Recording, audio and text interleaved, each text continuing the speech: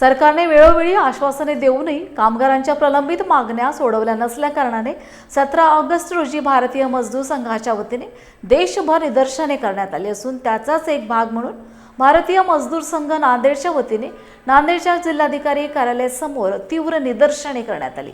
निदर्शनात भारतीय मजदूर संघाचे पदाधिकारी व कार्यकर्ते मोठ्या संख्येने उपस्थित होते। निदर्शनानंतर शिष्टमंडळाच्या वतीने जिल्हाधिकाऱ्यांना निवेदन देण्यात आले।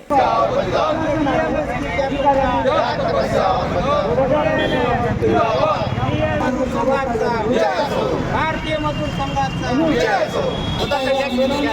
मजदूर संघाचं आज 17 ऑगस्टला देशभरातल्या सगळ्या कलेक्टर ऑफिस समोर धरणे आंदोलन चालू आहे।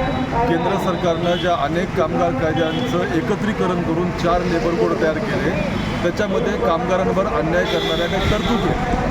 केंद्र सरकारकडे भारतीय मजदूर संघाने विनंती केली, शिफारसी केल्या, सुझाव दिले, सूचना दिल्या की बाबा याच्यामध्ये तुम्ही अनुकूल बदल करा आणि हे कामगार कायदे कामगारांसाठी पोषक होतील असं बघा। परंतु केंद्र सरकार आज स्थितीला ऐकायच्या तयारीत नाही। अनेक वेळा बैठका झाल्या पण ते बिलकुलच ऐकायला तयार नाहीत आणि म्हणून भारतीय मजदूर संघानं पहिलं पाऊल धरणे आंदोलनाच्या माध्यमातून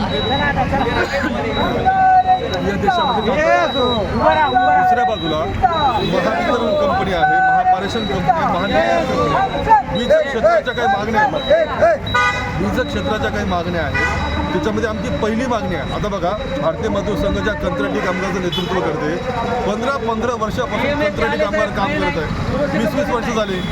छोट्या कामासाठी, तात्पुरत्या कामासाठी कंत्राटी कामगार असावा की नाही, त्यासाठी तुम्ही कायम कामगारी जागेवर कंत्राटी कामगार भरला। अहो ते आत्महत्या करायची वेळ या लोकांवर, त्यांना नीट पगार नाही, नीट भत्ते नाही, नीट सुरक्षा नाही, कशाचं धोरण आलं तुमचं?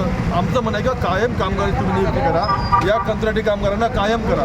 दुसऱ्या बाजूला महानिर्मिती कंपनी असेल, वीज संपली म्हणून तुम्ही प्रायव्हेट भांडवलदाराच्या हाती तुम्ही निर्मिती केंद्र देऊन टाकायले, तुम्ही त्या पारेषणमध्ये कॉन्ट्रॅक्टरशिप लागू करायले, नवीन गुत्तेदारांना तुम्ही घुसखोरी करायला लावायले, महावितरणमध्ये तुम्ही आतापर्यंत संरचनात्मक काम जे व्हायला पाहिजे झालेलं नाही।